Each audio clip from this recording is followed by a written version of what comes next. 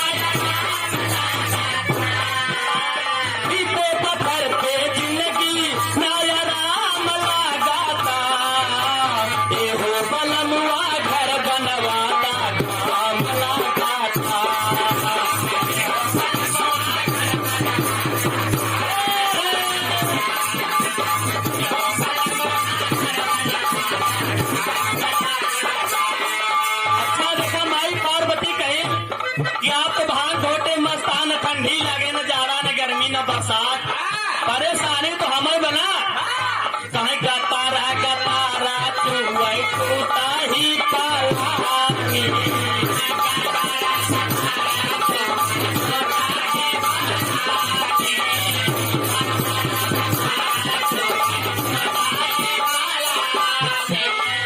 बरसेल सावन भोला हम भी गतानी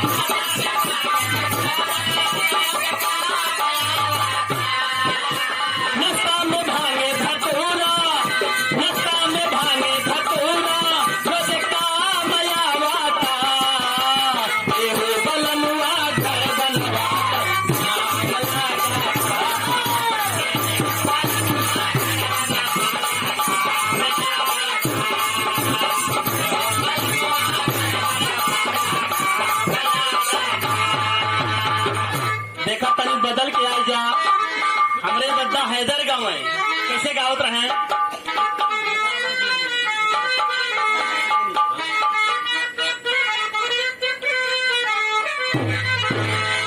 कैसे गावे हाय हाय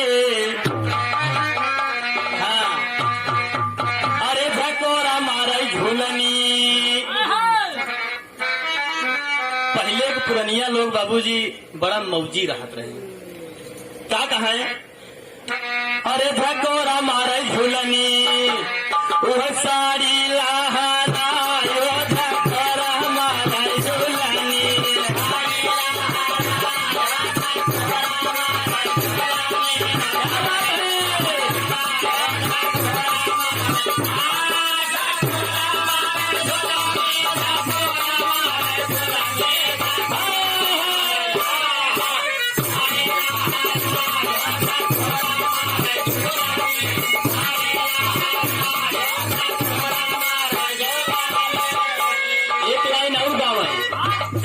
पतली कमालिया के जाबला चकावेलू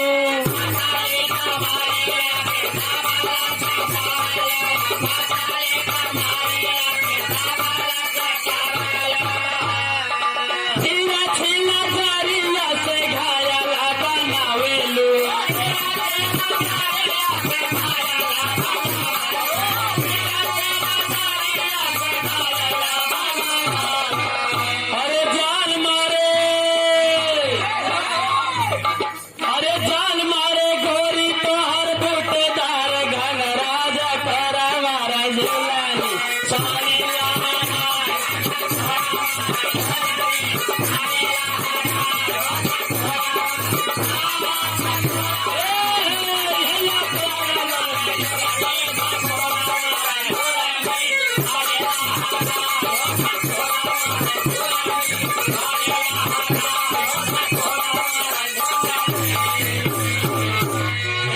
कम एक लाइन और सुन लिया। राम कहला दद्दा कैसे गावत रहे, बड़ा मिठाई गावे। कैसे गावे आ देखा आलाप कैसे लगावत रहे, तैन लगाए क्या भैया देखा बड़ा लहाई गावे। हम सब लड़कियां ही देखा लहावत यही लहजा अच्छी बात है। हाय मोरे राम मोरे राम हो भोले जोगिया राम।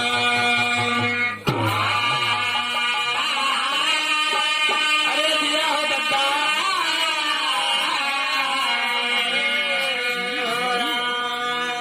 क्या गावे। पुरानी यादें बाबूजी अब धीरे धीरे खत्म हो रही हैं। जो पुरानी चीजें थे आज विज्ञान इतना आगे हो गया है कि पुरानी चीज सब खत्म हो बस सब वैज्ञानिक ढंग चले ला रहा है। मगर क्या कहें, अरे कहें जवन मजा आम के चटनिया में सावन सोवधानिया में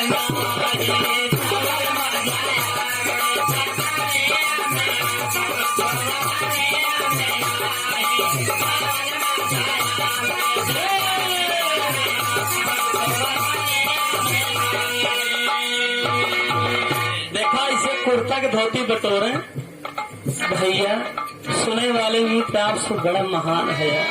इतना मिठाई के दोने क्या बताई। और क्या कहें जवन मजा में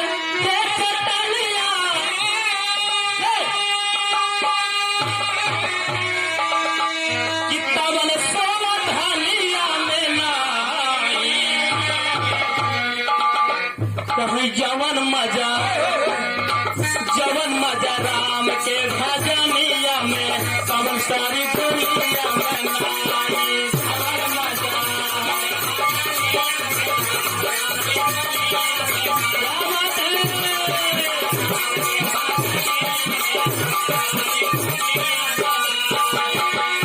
कहे जवन मजा राम के भजनिया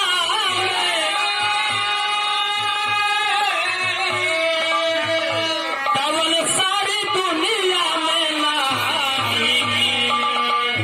एक बात और